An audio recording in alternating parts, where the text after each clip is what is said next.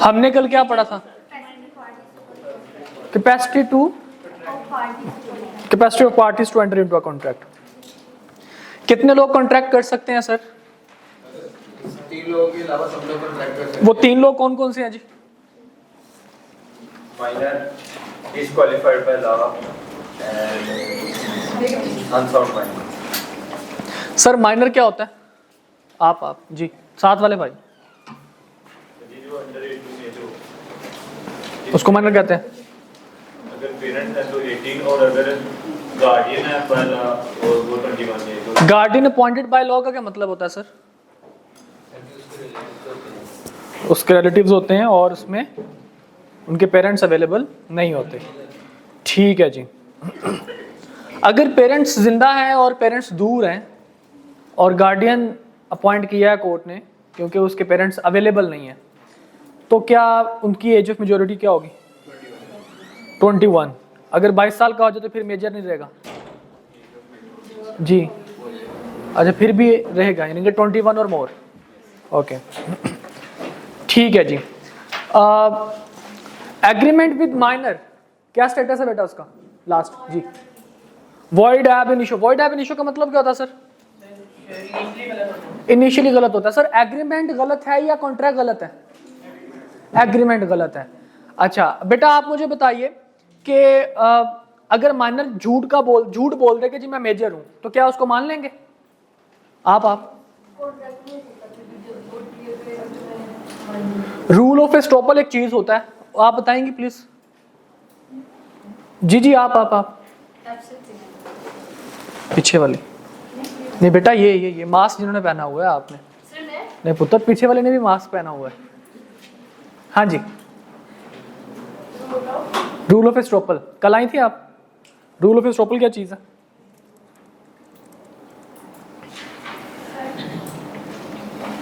जो अगर किसी ने मतलब कोई बात करती तो फिर उससे वो करनी। अच्छा बेटा मुझे बताइए कि क्या माइनर जो है उसके साथ किया गया एग्रीमेंट कभी ठीक भी हो सकता है? अगर माइनर के बेनिफिट में हो। ओके ठीक है जी।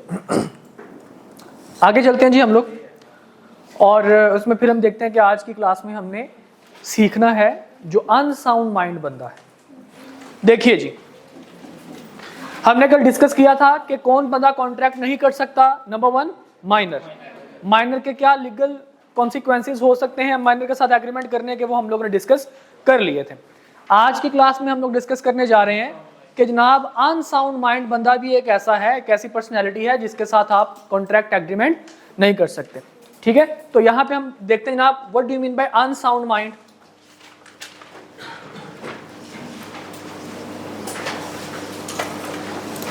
अनसाउंड माइंड कौन होगा जनाब? कोई आइडिया नाम से कुछ लग रहा हो? साउंड माइंड का मतलब होता है समझदार आदमी। तो अनसाउंड माइंड हम कहते हैं जनाब हर वो बंदा जो एग्रीमेंट कॉन्ट्रैक्ट करते टाइम उसकी टर्म्स एंड कंडीशन को समझने की कैपेसिटी नहीं रखता। Who is not capable to understand and make rational judgement.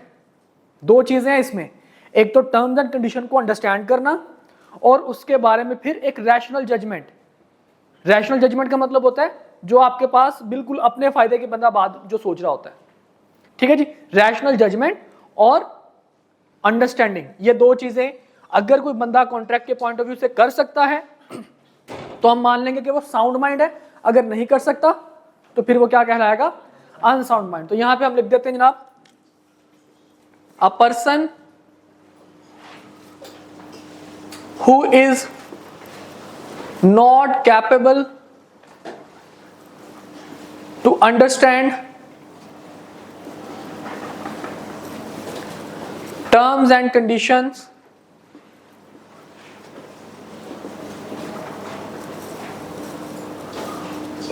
of a contract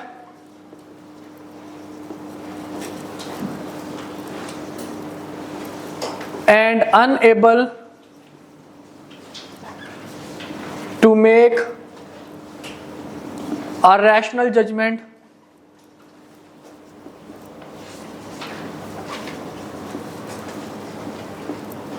while entering into a contract.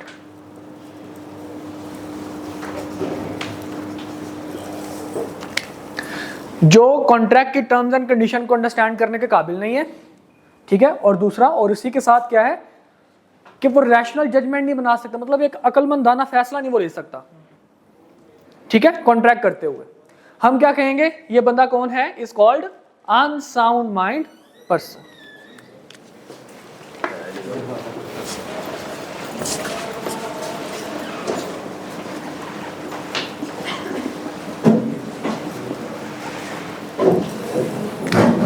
Clear?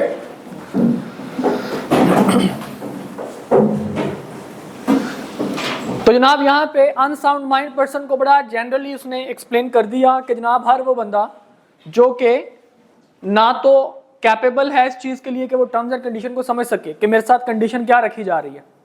एक छोटा बच्चा अगर उसको समझ नहीं आ रही किसी चीज की, तो हम क्या कहेंगे, वो भी बंदा कौन है, हमारे इस डेफिनेशन के पॉइंट ऑफ व्यू से अनसाउंड माइंड पर्सन कहलाया जाएगा। लेकिन लॉ ने इस डेफिनेशन को बताते हुए कुछ साथ ही स्पेसिफिकेशंस भी कर दी।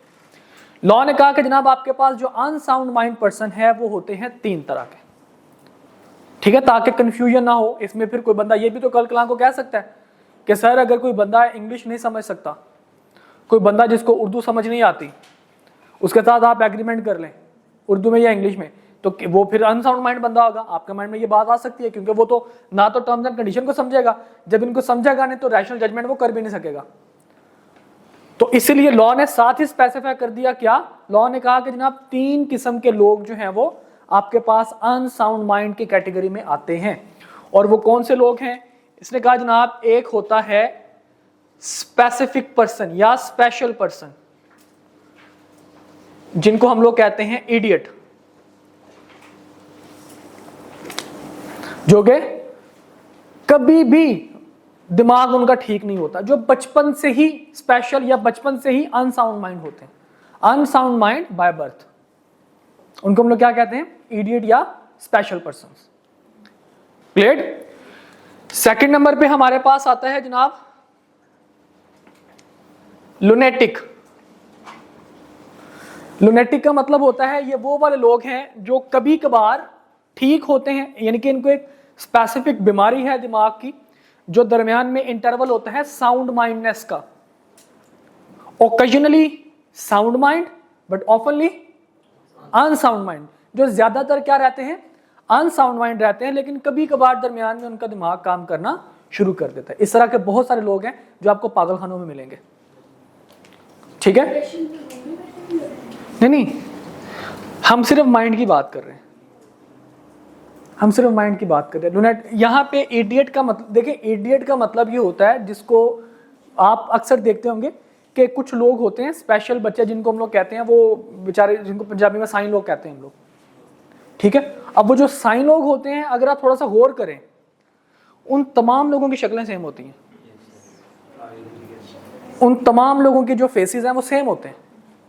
वो मतलब कहीं भी किसी भी एरिया का हो, तो वो टिकटॉक के ऊपर भी जनाब बहुत सारे इस तरह के लोग जो उनको उनकी वीडियोस बना के वो वायरल करते हैं और वो बड़े फेमस हो जाते हैं, वो सारे एक जैसे हैं। क्यों? क्योंकि वो बचपन से उनका एक स्पेसिफिकली, उनको जो माइंड है उनका वो ग्रो नहीं करता। वो जब उनका माइंड ग्रो नहीं करता तो बर्थ के साथ ही उनका माइंड इस काबिल नहीं होता कि वो वक्तन फवक्तन आगे बढ़ सके, तो वो ऐसे ही होते हैं, ठीक है? इस वजह से उनको क्या कहते हैं, इडियट्स। इडियट भाई साहब कोई गाली नहीं है, ठीक है, idiots.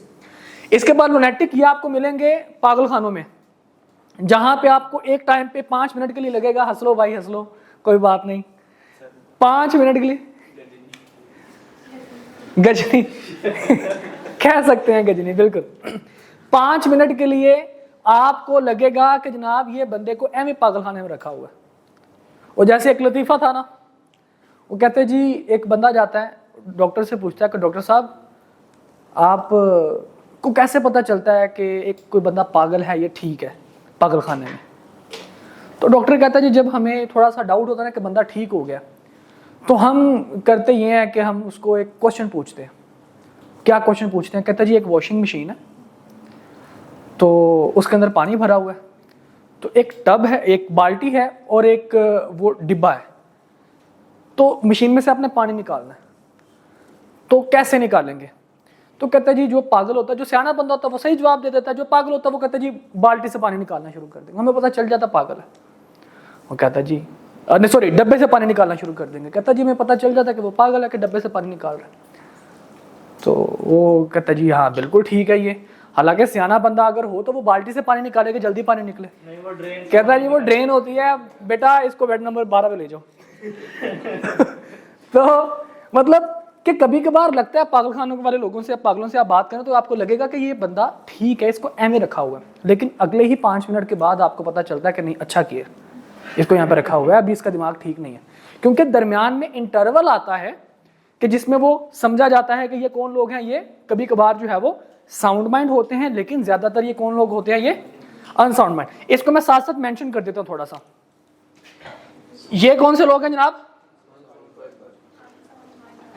Unsound mind without interval.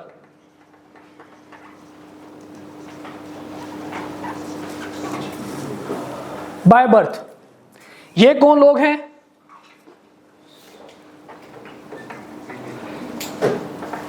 Occasionally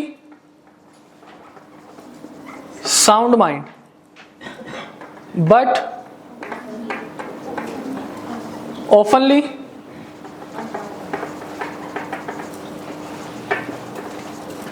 unsound mind. ठीक है। थर्ड नंबर पे आता है जनाब ड्रंकन पर्सन। लाजमी नहीं कि उसने ड्रिंक की हो और वो फिर मतलब आउट ऑफ माइंड हो जाए। सॉरी, हाँ जी, और इसमें लाजमी नहीं है कि उसने ड्रिंक किया हो और उसके बाद वो आउट ऑफ माइंड हो जाए। इसका मतलब ये होता है कि अगर कोई बंदा गुस्से में है, अगर कोई बंदा गुस्से में है and he is out of mind, उसको नहीं समझ आ रहा कि वो क्या कर रहा है। इसी तरह अगर कोई बंदा बीमार है और वो इतना बीमार है कि बीमारी उसके दिमाग को चढ़ गई है, अगर थोड़ा सा अगर कभी गौर करें तो जब इंसान फेंट हो जाता है, जब उसको बुखार बहुत ज्यादा हो जाता है और उसके सर पे चढ़ जाता है, तो उसको नहीं पता चलता वो क्या कर रहा है। ठीक है, तो वो थोड़े टाइम के लिए होता है, ऐसा नहीं कि वो जनाब हर टाइम में उसको बुखार में मुब्तला रहे और फिर भी जिंदा रहे। ठीक है, तो ये, और ऐसा भी नहीं है कि जनाब वो नशा कर ले और सारी जिंदगी एक दफा उसने नशा किया और सारी जिंदगी जो है वो नशे में उसने गुजार दी, ऐसा नहीं है। ड्रंकन पर्सन वो वाले लोग होते हैं कि जो थोड़ी देर के लिए अनसाउंड माइंड होते हैं, लेकिन ज्यादातर वो क्या रहते हैं? साउंड माइंड रहते हैं। ठीक है, थोड़े टाइम के लिए वो क्या होते हैं? Unsound mind. वो गुस्सा भी हो सकता है, वो बहुत ज्यादा खुशी भी हो सकती है। कोई बंदा आपका सीए क्वालिफाई हो गया, सोचिए,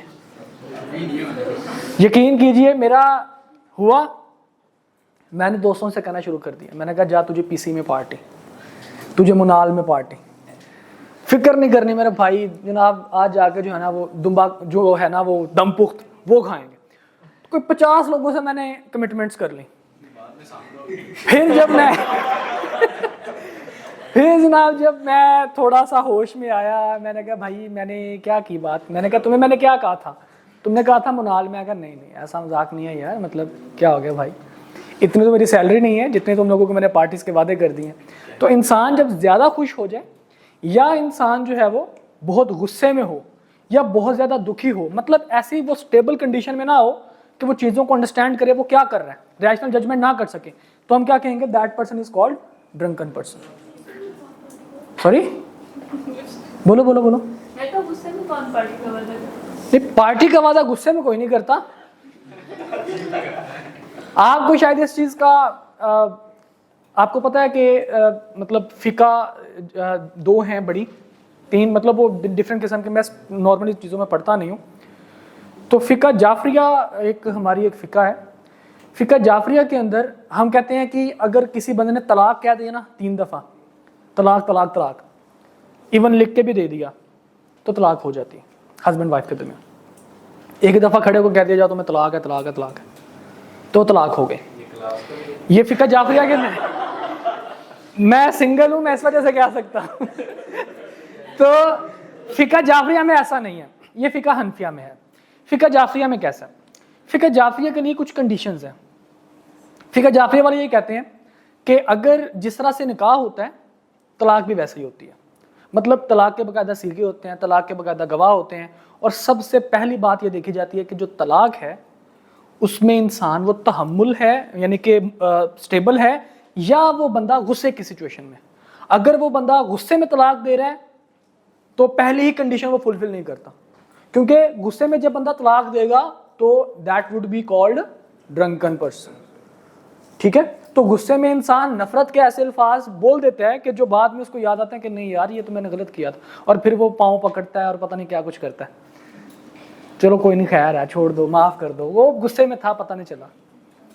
ठीक है जी, तो ये ड्रंकन पर्सन जो है इसकी बड़ी ब्रॉडर कैटेगरी है, लेकिन आप अपने माइंड में सिर्फ ये रखें, ऐसा बंदा जो ओकेजनली क्या हो, अनसाउंड हो, लेकिन ऑफनली वो क्या हो, साउंड माइंड।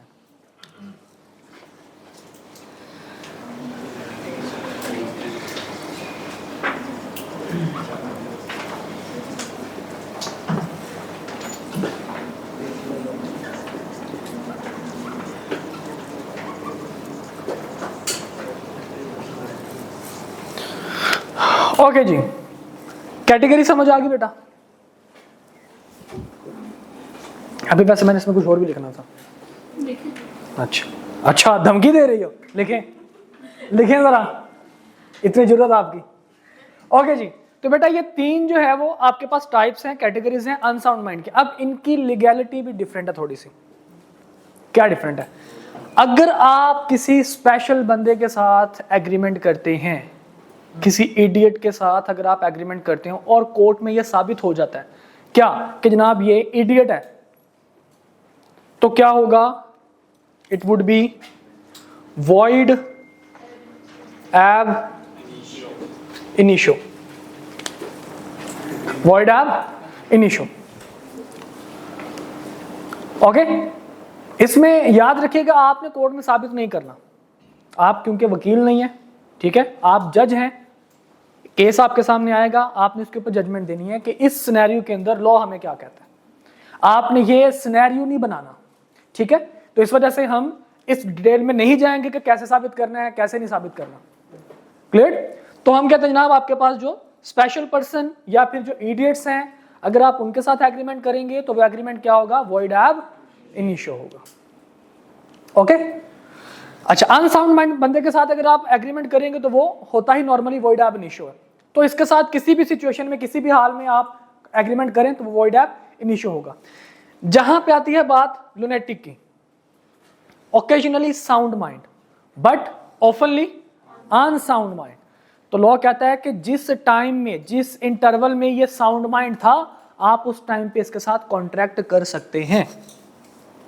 अगर ये 5 मिनट के लिए भी ठीक था और उस 5 मिनट में आपने कॉन्ट्रैक्ट कर लिया तो वो कॉन्ट्रैक्ट बिल्कुल वैलिड कंसीडर किया जाएगा, बेशक बाद में यह पागल हो जाए, ठीक है। लेकिन वो साबित करना कि जनाब ये बिल्कुल, जब उसने कॉन्ट्रैक्ट किया था तो वो साउंड माइंड था, जब ये साबित करना है तो वो बात की बात है, कोर्ट में साबित जरूर करना पड़ेगा इस चीज को, और वो आपने साबित नहीं करना। Got it? तो यहां पे हम जजमेंट लिख देते हैं, कौन सी?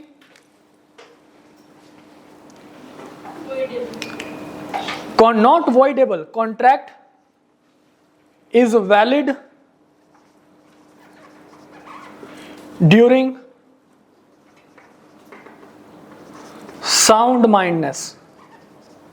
कि किसी लुनेटिक बंदे से अगर आप, जब वो साउंड माइंड था, ड्यूरिंग हिज साउंड माइंडनेस, आप क्या कर सकते हैं? आप उसके साथ कॉन्ट्रैक्ट कर सकते हैं और वो कॉन्ट्रैक्ट बिल्कुल वैलिड होगा। क्लियर? आपके सामने सिनेरियो आ जाएगा कि जनाब वो बंदा एक दिन के लिए बिल्कुल ठीक था, ठीक है, वो सारा कुछ अंडरस्टैंड कर सकता था, बिल्कुल साउंड माइंड के डेफिनेशन पे वो बैठता था, तो जनाब आपने उसके साथ कॉन्ट्रैक्ट कर लिया। कॉन्ट्रैक्ट करने के बाद वो राधे भैया बन गया। राधे भैया जानते हैं? राधे मोहन नहीं पता? अब बड़े उस टाइम आप, मेरा ख्याल है शायद आप में से कुछ लोग पैदा भी नहीं हुए होंगे, 2004 की बात है। तो 2004 के अंदर जनाब वो एक मूवी आई थी तेरे नाम, सलमान खान की। वो अच्छा खासा उसकी शादी होने लगती है, वो जनाब वो पता नहीं कौन से दुश्मन, पहले वो 50-50 लोगों को अकेला मार लेता है। वो दो जी सलमान खान की 2-3 जनाब वो लोगों को 2 दिन लोग उसको पकड़ते हैं और ट्रेन में उसका सर मार देते हैं। बस जनाब वो बंदा राधे मोहन जो है वो मोहन प्यारा बन जाता है, मतलब पागल हो जाता है वो। उसकी वो भी गजनी वहां से इंस्पायर्ड हुआ था बेसिकली। तो वो जनाब वो कहते हैं जी वो बिल्कुल छोटे छोटे उसके बाल और पागलों वाली हरकत करता है। दरमियान में फिर जब उसको उसकी याद आती है हीरोइन की तो वो दरमियान में ठीक हो जाता है, पागल खाने से भाग जाता है। फिर जाकर देखता है कि जनाब हीरोइन की तो शादी हो गई, वो फिर से पागल बन जाता है। मूवी ये रियलिटी है, ये मूवी है बेसिकली, ये मजाक नहीं मैं कर रहा। तो उसमें ऐसा ही एंड में तो वो दरमियान में जब उसको रियलाइज हुआ ना कि नहीं मैं तो ठीक हूँ, वो तो जनाब वो जो मेरी हीरोइन है निर्जरा उसका नाम था, तो मैं तो जनाब उसके साथ जाके शादी मैंने करनी है। तो जब उसको पता चला कि शादी हो सकती है तो वो भाग जाता है। तो बिल्कुल ठीक है। उस दौरान अगर वो कोई कॉन्ट्रैक्ट करता तो कॉन्ट्रैक्ट क्या होना था, वैलिड होना। बाद में भाई साहब फिर जब उसने देखा कि उसकी शादी हो गई तो वो फिर से पागल बन गए या पागल हो गए, तो अब उस सिचुएशन में वो कॉन्ट्रैक्ट नहीं कर सकता। अब कोर्ट में साबित कौन करेगा, वकील करेगा, आपने साबित नहीं करना। ठीक है जी। आ जाते हैं जनाब ड्रंकन पर्सन की तरफ। Occasionally unsound mind but ऑफनली sound mind, जो कि नॉर्मली तो क्या होते हैं साउंड माइंड, लेकिन कभी कभार इनका जब पारा हाई हो जाए या करवा लिया जाए या जानबूझ के कर लें तो वो क्या हो जाता है जनाब, ये अनसाउंड माइंड हो जाते हैं। तो कहते हैं जी जब ये जिस टाइम पे ये अनसाउंड माइंड होते हैं उस टाइम पे आप इनके साथ अगर कोई एग्रीमेंट करेंगे तो वो वॉइड एब इनिशियो होगा। मतलब void ab initio during unsound mindness, क्योंकि ये थोड़े टाइम के लिए क्या होते हैं, अनसाउंड माइंड होते हैं। इस वजह से अगर आप इनके साथ उस टेन्योर में उस टाइम पीरियड में अगर आप इनके साथ एग्रीमेंट करेंगे तो वो बंदा इस काबिल नहीं होगा कि वो एग्रीमेंट को समझ सके। क्लियर? यहां तक बेटा कोई मसले मसाइल? तो दोबारा जरा इसको डिस्कस करते हैं। इडियट या स्पेशल पर्सन के साथ किसी भी टाइम पे कभी भी जिंदगी में कभी भी इसकी पूरी लाइफ में अगर आप एग्रीमेंट करेंगे तो क्या होगा, वॉइड एब इनिशियो। लुनेटिक बंदे अगर आप, क्योंकि ये वो वाले लोग होते हैं जो ओकेजनली क्या होते हैं, ओकेजनली ये साउंड माइंड होते हैं, ऑफनली ये अनसाउंड माइंड होते हैं। ड्यूरिंग साउंड माइंडनेस आप इनके साथ अगर कोई एग्रीमेंट करेंगे तो वो बिल्कुल वैलिड होगा। और अगर ड्रंकन पर्सन है जो कि ओकेजनली क्या होते हैं, अनसाउंड माइंड, और ऑफनली क्या होते हैं, साउंड माइंड। तो जब ये अनसाउंड माइंड है इस टाइम पे अगर आप इनके साथ कोई एग्रीमेंट करेंगे तो वो क्या होगा, वॉइड एब इनिशियो होगा। Any problem? अब एक छोटी सी हम एग्जांपल कर लेते हैं इनकी। मेरे पास 3 ही लोग हैं और तीनों की एग्जांपल है। आपकी बुक में से एग्जांपल पढ़ रहा हूं, अगर बुक ओपन नहीं है तो कोई बात नहीं, जस्ट आप सुन लें, वो इंशाल्लाह ताला हो जाएगा। देखिए जी एग्रीमेंट वॉइड एब इनिशियो होता है कि कॉन्ट्रैक्ट? नहीं, कॉन्ट्रैक्ट कभी भी नहीं हो सकता, एग्रीमेंट हमेशा वॉइड एब इनिशियो होगा। यानी कि वॉइड एग्रीमेंट को हम लोग कहते हैं वॉइड एब इनिशियो। ओके जी। तो कहता है जी Salim agreed to sell property worth ₹25 million for 12 million. 25 million की प्रॉपर्टी 12 मिलियन में बेचने का कॉन्ट्रैक्ट करता है जनाब, एग्री कर लेता है सलीम भाई साहब। तो पागल ही होगा ना वो, ऐसे ना भाई। तो आगे देखिए, हिज मदर प्रूव्ड दैट। यहां पे जैसे मैंने आपको बताया कि आपको साबित नहीं करना, आपके सामने केस आएगा। तो कहता है जी his mother proved that, Salim की वालदा ने क्या किया, साबित कर दिया। किस चीज को? He was an idiot by birth। वो भाई साहब कौन है, वो स्पेशल पर्सन है, वो इडियट है। तो अब अगर वो एग्रीमेंट उन्होंने कर लिया था किसी भी स्टेज पे, किसी भी जगह पे, किसी भी पॉइंट पे, तो क्या होगा वो जी, तो agreement was held to be void. Clear? Second number पे कहता जी a patient in a lunatic asylum who is at interval of sound mind. अब यहां पे उसने हालांकि एग्जांपल देनी चाहिए थी लेकिन उसने प्रोविजन लिख दी। Contract during those intervals. मिसाल के तौर पर अगर कोई मिस्टर ए है और मिस्टर बी, जैसे मैंने आपको बताया राधे मोहन की मैंने आपको एग्जांपल दे दी, ठीक है जी। तो राधे मोहन जब उसको पता चला कि मैं पागल नहीं हूं, बिल्कुल ठीक है, उसके होशो हवास में था वो, और वो भाग के शादी, उसको ये पता था कि मैंने शादी करनी है, तो इसका मतलब क्या हुआ कि वो साउंड माइंड है। ठीक है जी, हाँ, पागल नहीं है वो। नहीं भाई साहब, पागल नहीं है, हम शादी करने वाले लोगों को पागल नहीं कह सकते। अगर हमने पागल कह दिया ना तो फिर हमारे अब्बा जी और समझ जाए जरा। एनीवेज, तो इसलिए हम क्या कहते हैं, जो शादी नहीं करते वो पागल है। ठीक है जी, जिसको ये नहीं पता कि मैंने शादी करनी है कि नहीं करनी वो पागल है। जिसको ये पता कि मैंने शादी करनी है उसका मतलब उसका दिमाग काम करता है। एनीवेज, तो राधे भैया के मैंने आपको एग्जांपल दी कि जब राधे भैया पागल खाने से भागे शादी करने के लिए, जब उनको पता था कि मैं बिल्कुल ठीक हूं, मुझे कोई मसला नहीं है, जाके मैं शादी कर लेता हूं, उस टाइम से लेकर जब उनको पता चल गया कि जनाब निर्जरा की शादी हो चुकी है और अब बस खत्म, सारा कुछ, जिंदगी तबाह होगी मेरी, वो फिर से पागल हो जाते हैं। उस टाइम तक अगर उस दौरान अगर वो एग्रीमेंट कर लेते, कॉन्ट्रैक्ट कर लेते, तो वो कॉन्ट्रैक्ट बिल्कुल वैलिड है। ठीक है जी। इसी तरह जनाब एग्जांपल नंबर 3 है, ड्रंकन पर्सन की हम लोग बात करते हैं।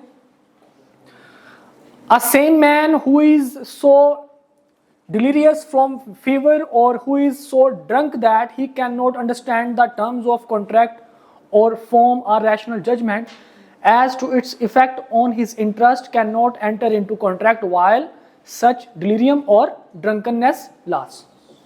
यहां भी उन्होंने प्रोविजन दे दी, यहां भी उन्होंने एग्जांपल देने की बजाय उन्होंने प्रोविजन दे दी। ठीक है, तो यहां भी आप कुछ भी एग्जांपल ले सकते हैं कि जनाब मिस्टर ए जो था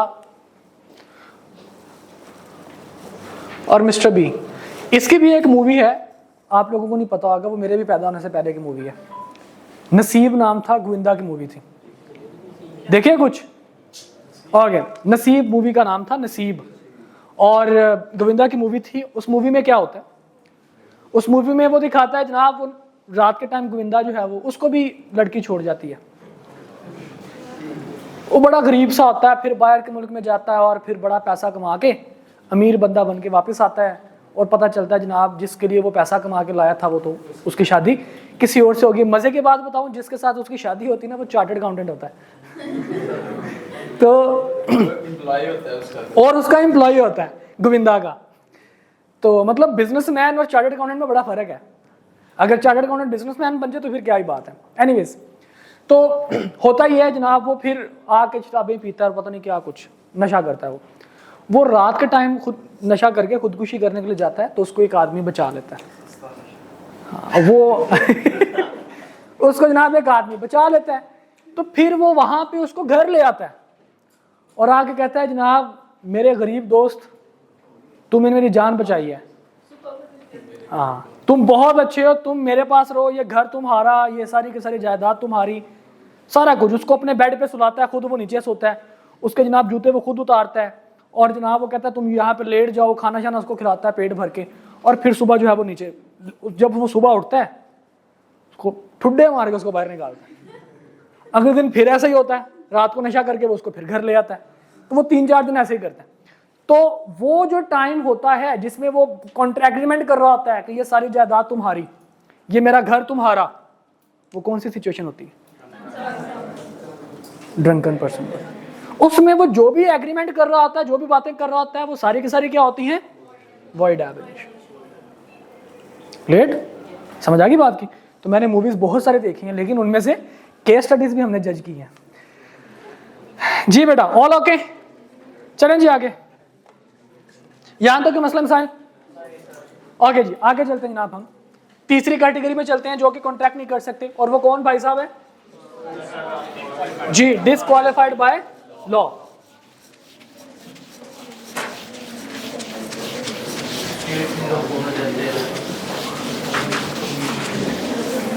अच्छा, डिस्क्वालिफिकेशन का ताल्लुक जो है वो उसकी डेफिनेशन कुछ नहीं है। डिस्क्वालिफिकेशन का ताल्लुक जो है वो स्पेसिफिक पर्संस के लिए कि ये लोग डिस्क्वालिफाइड है। अगर मैं डिस्क्वालिफिकेशन की जबरदस्ती डेफिनेशन करना चाहूं तो क्या बनेगी,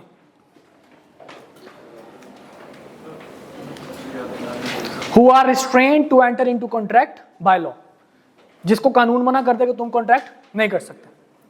ठीक है जी, ओके जनाब। तो हमारे पास यहां पे जब हमने पूछा कि जी डिस्क्वालिफाइड बाय लॉ कौन से लोग हैं,